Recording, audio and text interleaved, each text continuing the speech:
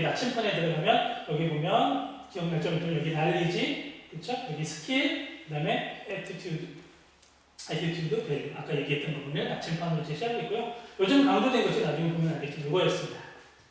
좀 흐릿한데 스튜던트 에이전시, 학생 주도성. 학생들이 스스로 주도해야 된다는 걸 강조하는 나침판이기도 합니다. 이 나침판에 대한 거는 여러분들이 구글 등에서 검색을 하게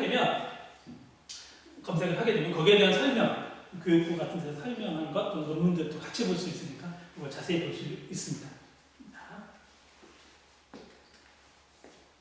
이게 2017년에는 그럼 OECD에서 핵심 역량이 뭐냐라고 제시한 것이 여기까지 20개 정도였어요. 의사소통, 협동, 비판적사가 문제가 쭉 굉장히 나왔죠. 아까 얘기했던 지속성, 회복 탄력성 등 나오게 되죠. 그렇습니다. 20개였어요. 20개 다 외우는 건 아니고요. 여러분들 한번 보고 지나가고요. 자, 이걸 가지고 우리나라 교육과정과 어떤 관련이 있느냐를 찾게 됐습니다. 자, 우리는 국어랑 언어와 관련된 게 뭐죠? 언어와 관련된 의사소통 능력은 언어와 많이 관련된다. 짙은 것일수록 관련이 많이 높다는 거예요. 그 다음에 뭐가 있어요? 언어와 관련된 거, 디지털 리터러시. 컴퓨터 매체와 관련된 거, 언어가 많이 관련되어 있다라는 부분입니다. 언어가 미래에 키워야 될 역량과 관련된 것이 그렇게 많지는 않네요. 그럼 우리 언어교육과 국어교육과에서 반성해야 될 점입니다. 미래에 키워야 될 역량이 국어과와 관련이 적다. 그러면 국어과의 위상은 점점 줄어드는 거거든요.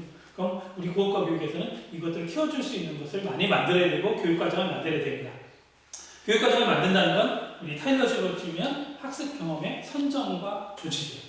그러면 우리가 교육과정, 성취 기준이나 내용에도 이런 것들, 미래의 역량을 키워야 되는 것을 많이 집어넣어야 된다는 뜻이 됩니다. 2022년에 나오는 거에는 좀 더 이거에 대해서 반성이 일어나고 있고 이런 연구를 했습니다.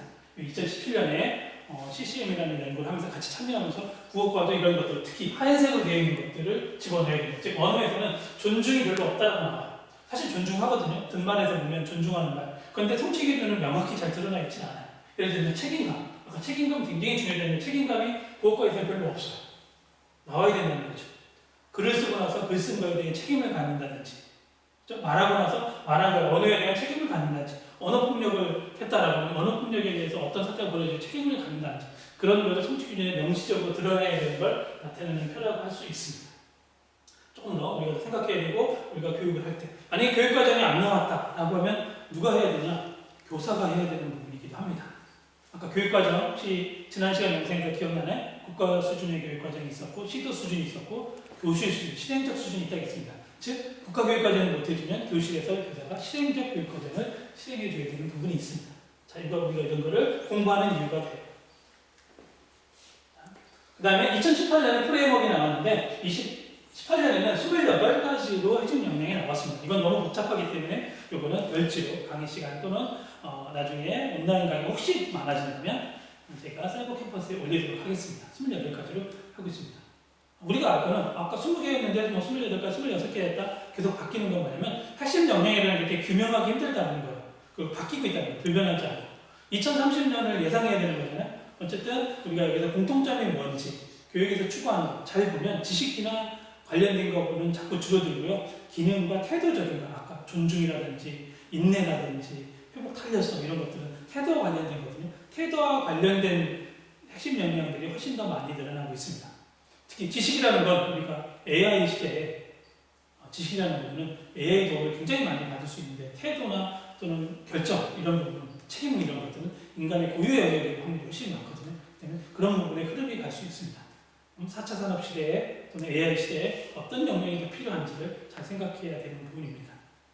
교육이라는 건 우리가 중학교, 고등학교는 그 교육은 사회인이 됐을 때 써먹어야 될 교육이 되거든요. 아까 2015 총론에서 6가지가 있었습니다. 총론의 6가지와 1대1로 약간 대치되는 그림이 국어과 교육과정, 국어교육과 역량이네, 국어교육과 역량입니다. 비판적 창의적 사고 역량, 자료정보 활용 역량, 의사소통 역량, 공동체 대인관 역량, 문화함의 역량, 자기성찰, 개발 역량이 됩니다. 아까 총론에서 얘기된 것과 용어가 좀 바뀐 것도 있고 그대로 쓰이는 것도 있는데 한번 기억해 주면 좋겠습니다. 얘네는 진짜 힘들지만 지식이에요. 지식이기도 합니다. 암기해야 될 정도. 제가 딱 제시할 겁니다. 예를 들어서 의사소통 역량이 뭐냐라고 딱 제시하면 여러분들이 오른쪽에 나오는 저기를 쭉 쓸 수 있어야 됩니다. 시간 될 때 꼭 이용해 주면 좋겠습니다. 나중에 수시평가나 평가 때 다시 만나서 못 쓰고 나서 당황하지 말고 미리 암기할 정도는 굉장히 좋겠습니다. 아까 표, 일러주기 표, 왼쪽 표 기억나나요? 그와 표 관련된 2005 교육과정의 내용 체계표입니다. 좀 복잡하긴 하죠? 내용 체계표가 여기서 보기 힘들면, 화면상에 좀 흐릿한데 보기 힘들면 여러분들이 아까 다운받거나 본 곳에 앞부분에 가보면 이렇게 가로로서 내용 체계표가 제시되어 있습니다. 그거를 한번 찾아보면 되겠어요. 자, 표입니다.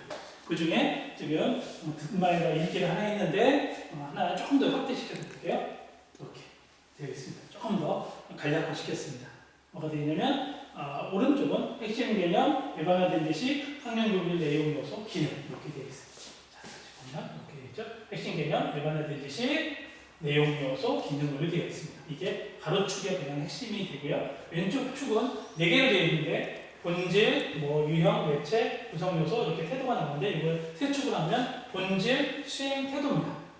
용어가 조금 어려운데 우리 교육과정 만들 때 이 용어를 써서 그래요. 자, 본질은 쉽게 얘기하면 지식이에요. 수행은 기능이라고 생각하면 됩니다. 그러면 되게 익숙한 용어죠.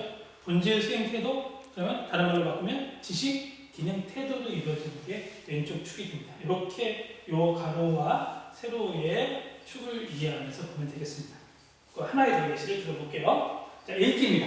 읽기는 가로축은 똑같죠. 핵심 개념, 일반화된 지식, 학년 분별 내용 요소, 기능이 되어 있고 왼쪽 축은 아까 얘기했던 여기는 본질이겠죠. 그 다음에 여기 두 칸, 유형과 여기 읽기 방법은 수행이 되겠죠. 기능이 되어 있고 밑에는 태도가 됩니다. 이 빨간색만 하나 확대해봤어요. 여러분 익숙한 용어이기 때문에 확대했습니다. 읽기의 방법이 있다고 했어요. 읽기의 방법, 즉 기능, 할 수 있는 것 중에 강조된 것, 읽기의 방법 뭐였죠? 첫 번째는 사실적이에요. 익숙한 용어일 겁니다. 두 번째는 비판적이에요. 세 번째는 창의적이에요. 네 번째는 점검이 되죠. 네, 다시요. 사실적이에요, 추론적이에요, 비판적이에요, 창의적이에요. 네 가지가 되고 그다음에 점검과 조정. 이거는 뭐라고 하냐면 초인지 또는 상위인지라는 말과 관련이 됩니다.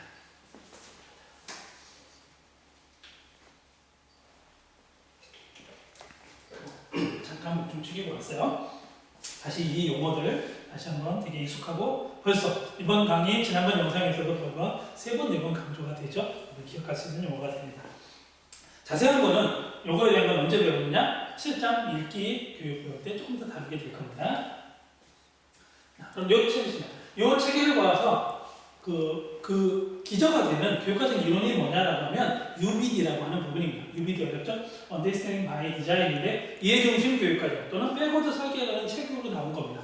우리 과사라든지 도서관에 가면 이 책이 있습니다. 아니면 이것도 힘들면 책까지 읽기 힘들다 그러면 아까 얘기했지만 구글 등에서 검색하면 굉장히 많이 있게 됩니다. 이해중심 교육과정이 바탕이고 이거를 꼭 이해했으면 좋겠습니다. 이거에 대한 좀 더 구체적인 학습은 2학년 2학기 보호과 교육과정 개발 및 적용이라는 과목에서 좀 더 다루게 됩니다. 이때 나오는 것이 빅 아이디어의 개념이 있고 그 다음에 에센셜 퀘스천이라는 개념이 있습니다. 이런 것들도 조금 더 기억해 주면 좋겠습니다.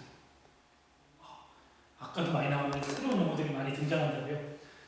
조금 어렵지만 자꾸 기억해 주면 좋습니다. 이 용어들은 오늘 처음만 만나고 끝나는 게 아니라 앞으로 지속적으로 만나게 되는 용어들이니까 기억해 주면 좋겠습니다. 이해중심 교육과정.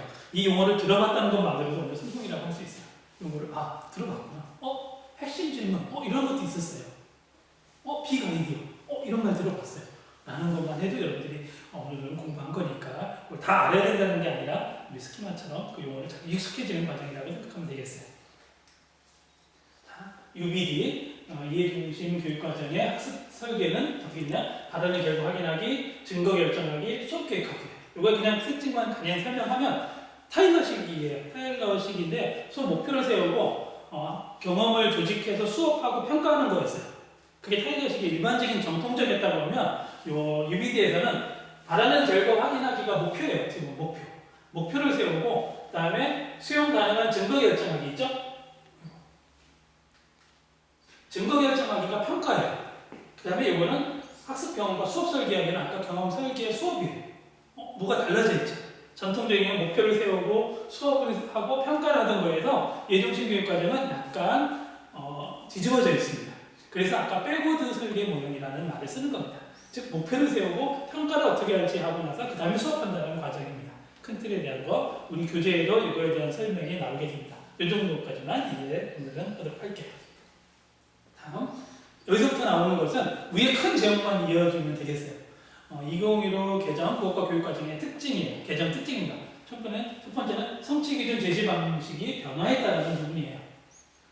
자, 자세한 건 여러분들이 더 읽어주면 좋겠습니다. 학습 요소를 제시하고 또 예를 들면 성취기준 해설이 제시된 것도 있고 제시되지 않은 것도 있다. 이게 차이점이라고 할 수 있고요. 두 번째는 한국어교육 체계. 이건 중등교육에서는 좀 덜 중요합니다. 초등교육, 특히 1, 2학년, 초등학교 1, 2학년 분에서는 매우 중요한 요소 중에 하나예요. 그래서 한국 교육을 굉장히 많이 시키고 있습니다.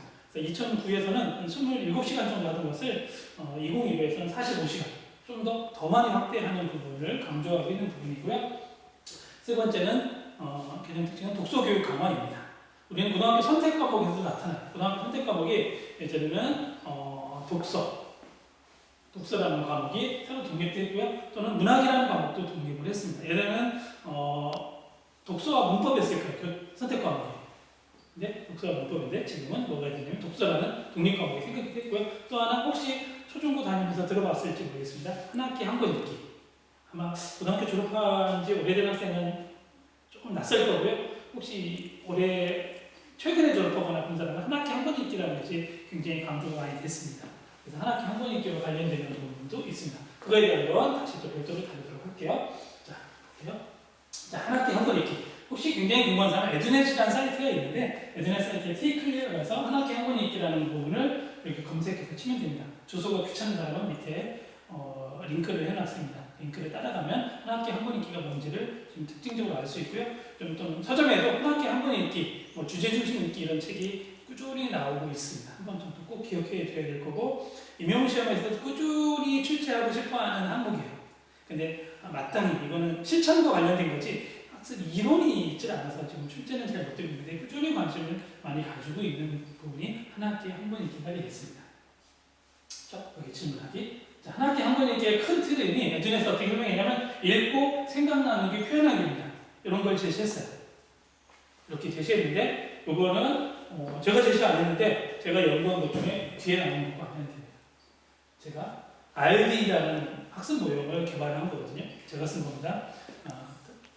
제가 썼는데 거기에 보면 통합 언어 교수님으로 읽고 D, 다이알로그, 이야기 나누고 E, 익스프레션, 표현하기라는 과정을 제가 논문을 통해서 밝혔고 예전에 계속 초중고 선생님들한테 홍보하던 과목인데 그거와 많이 닮아있죠. 볼게요. 읽고 생각 나누고 표현하기. 어떻게 지금 한 학기 한 권 읽기는 2015년 이후에 나왔고 제가 연구한 거는 10년 전에 연구했던 부분인데 꾸준히 나오고 해서 미리 선견 지명이 있었는지 모르겠습니다. 아기 때 생명제가 못된 돼지에 대한 예? 궁금하지만 참아주세요. 이거는 강의실에서 한 학기 한 권 읽기를 그냥 실습하면서 다뤄야 되는 부분이니까 조금만 참아주세요. 이건 대면에서 해야 되지 인터넷상에서 지금은 준비가 안 되어 있습니다. 결국은 인지 변화와 의미 구성을 나만 하는 것이 아니라 함께 한다는 뜻이 있습니다. 아까 함께 한다라면 떠오르는 게 뭐였었죠? 학자, 비구칙. 이론으로는 사회적 구성주의가 있었습니다. 그리고 의미 구성이라는 말이 또 나왔네요. 의미 구성 어디서 다뤘었는데 그렇죠. 아까 초반에 우리 영상 찍을 때 의미를 서로 만드는 것, 미닝 메이킹의 과정이다라는 부분이 있습니다. 즉 내가 어떤 책을 읽고 나서 내 생각이 변화하는 건 혼자만이 아니라 여러 명이 나눔으로써 의미가 변화하고 의미가 구성한다는 철학을 담고 있습니다. 또 하나 통합이다. 통합이다라는 건 언어라는 건 말하기 듣기 읽쓰기는 하나만 하는 게 아니라 통합으로 이루어진다. 그래서 읽고 생각 나누고 쓰기, 표현, 쓰기가 이루어지려면 듣기만 하기, 읽기, 쓰기가 한 단원 안에서 또는 한 교과서 안에서 이루어진다는 걸 표현하는 뜻이라고 할 수 있겠습니다. 이제 정리를 할게요. 지금까지 많이 나왔는데 한 설문조사입니다. 교육과 관련된 많은 사람들에게 설문조사한 결과입니다. 2030년에 학교에서는 교사의 역할이 어떻게 될 거냐라고 물었더니 이런 설문조사가 나왔어요. 전 세계 전문가들인데 지식 전수자, 온라인 학습에 검증, 인증을 하는 사람이다라는 부분이 27%고요. 73%는 학생의 학습 안내자이자 멘토라고 있습니다. 즉 학생들이 자율적으로 공부하는 거에 멘토라는 거예요.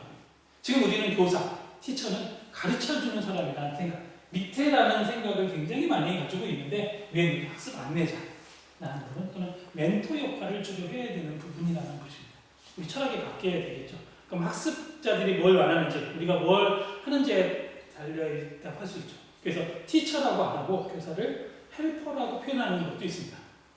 퍼실리테이터라고도 합니다. 지원자라고 하고 서포터라고 표현하는 책들도 있습니다. 직접 가르쳐주기보다는 학생들이 스스로 뭘 할 수 있게 안내해주고 도와주고 지원해주는 사람이라는 개념으로 할 수 있습니다. 우리가 국어교육을 하면서도 학생들이 스스로 할 수 있는 능력이 있는데 그 능력을 어떻게 지원해주고 잘 끌어낼 수 있을까를 고민하는 부분이 있습니다. 이런 부분을 잘 안내해주는 시가 다음에 나오는 시입니다. 마중물과 마중물입니다. 펌프인데 혹시 시골에서 예전에 쓰던 펌프인데 이 시골에서 쓰던 펌프는 물을 넣어줘야 밑에 있는 지하수를 끌어올릴 수 있습니다. 이때 위에서 바가지 같은 걸 통해서 부어주는 것을 마중물이라고 합니다. 마중물이 있을 때 그 지하수에 콸콸 나오는 좋은 물들이 나올 수 있습니다. 여러분들 교사하는 국어교육학을 다루는 국어교사는 국어를 쓰는 언어를 사용하는 학생들, 지하수와 같은 학생들의 마중물 역할을 해주면 됩니다. 아이들은 그런 능력을 가지고 있는데 그 능력에 콸콸콸 쏟아져 나올 수 있도록 해주면 되겠습니다. 자, 지금까지 2015 개정 교육과정, 그 다음에 국가 교육과정에 안내를 했고 우리의 교사의 흐름이 어떻게 되느냐를 마무리했습니다. 여러분들 조금 힘들면 영상을 한번 다 봐줄 수 있고요. 또 하나 좀 더 공부하고 싶으면 지금 만든 슬라이드를 PDF로 변환해서 여러분들에 전달할 테니까 그걸 봐주기도 하겠습니다. 그리고 나서 의문이 나는 점이 있으면 대면 강의 때 질문을 꾸준히 해줄 수도 있고요. 그래도 그때까지 못 참겠다라고 하면 사이버 캠퍼스나 다른 통로, 메일 같은 통로를 통해서 여러분들한테 내게 연락을 주면 답변을 충실히 할 수 있도록 하겠습니다. 자, 다시 만날 때까지 건강하고 안전하기를 다시 한번 기원합니다. 고생 많았습니다.